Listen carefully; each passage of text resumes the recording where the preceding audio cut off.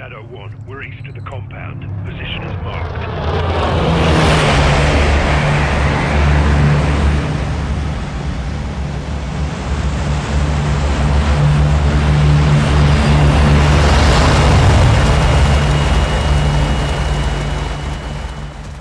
We are all familiar with the C-130, a very capable airplane that came out in the year 1954, and it became a star from the very beginning. The most amazing part is that about 70 years later, they still make the same airplane. It's very upgraded, but the chassis and the original design is still there. The C-130 was such a good airplane that Lockheed decided in the year 1967 to partner up with Boeing to make this airplane into a military aircraft.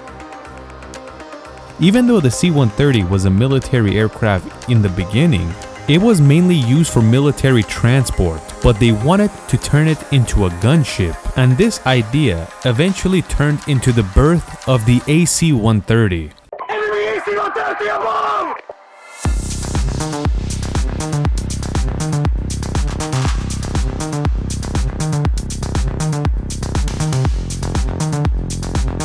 The AC-130 was no longer counted as a transport vehicle, it was known as a gunship, probably the most famous gunship around the world, mainly due to video games.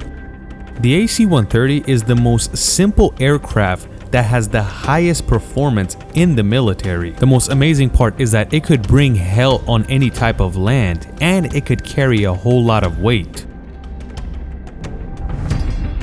When this airplane was first made, the Vietnam War was going on, so the first battle it faced was in Vietnam.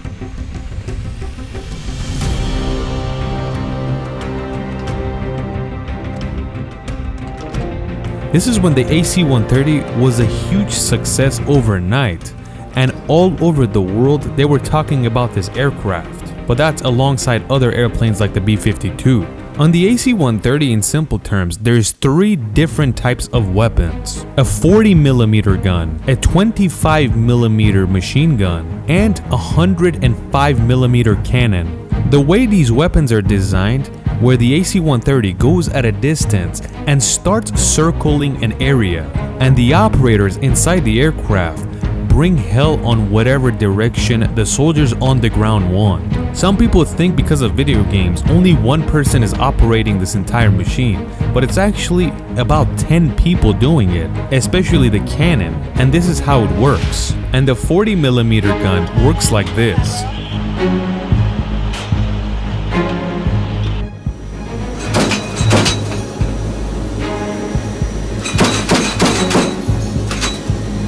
But the machine you're seeing in this video is the most modern version. This wasn't available in the Vietnam War, but the concept and the design was still the same, just more mechanical.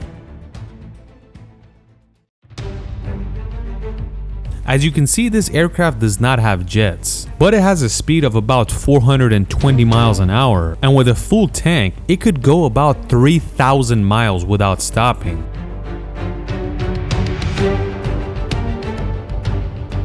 Even though it's much easier for this aircraft to land and take off compared to other military aircrafts, but it can refuel in the air.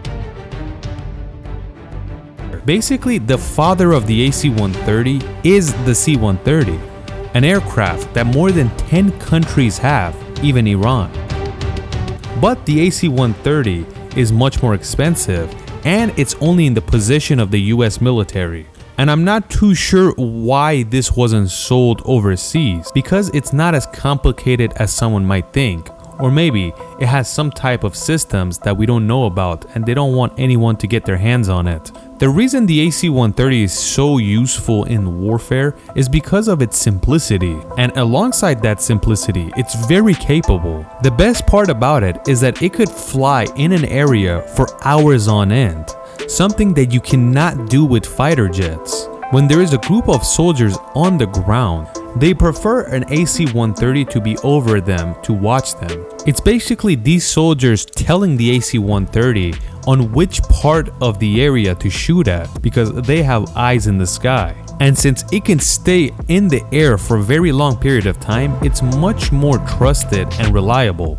But for an F-16 or even an F-35, they can't stay in an area for more than 30 minutes because they need a refuel. And if you compare the amount of weaponry they have and how much they can carry, the AC-130 outclasses them in that direction as well. So in a type of war where speed doesn't matter, the AC-130 is king. The AC-130 needs to refuel as well, but that's after 3,000 miles.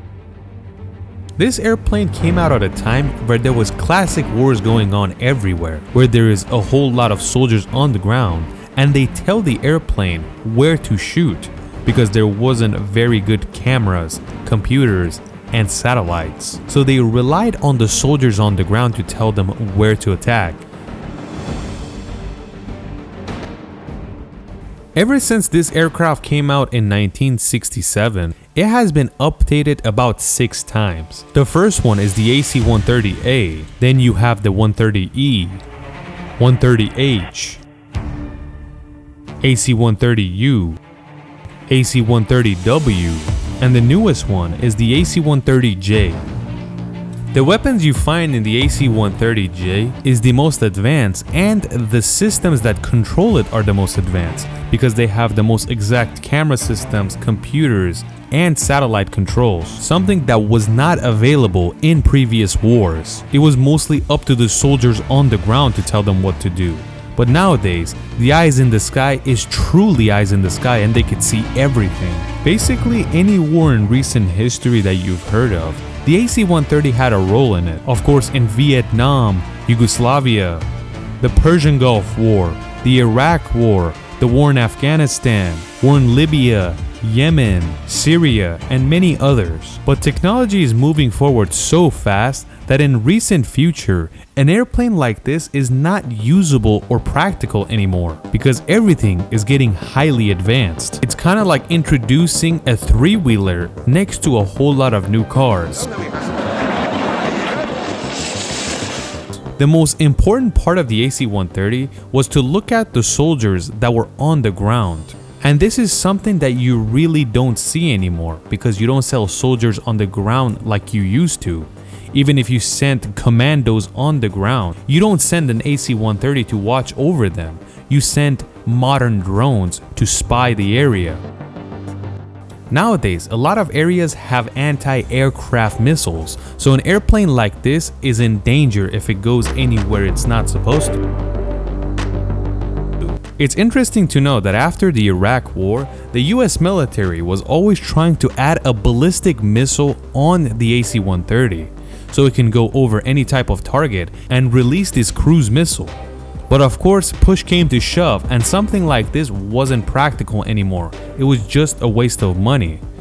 And you can just replace it with a very high-speed ballistic missile where you can launch it from almost anywhere and it will get there faster than the AC-130 could. Lockheed Martin, with the help of Boeing, has made 47 AC-130s, but they got paid a hefty amount for them, $130 million each, and that's while they got paid $14 million each for the C-130.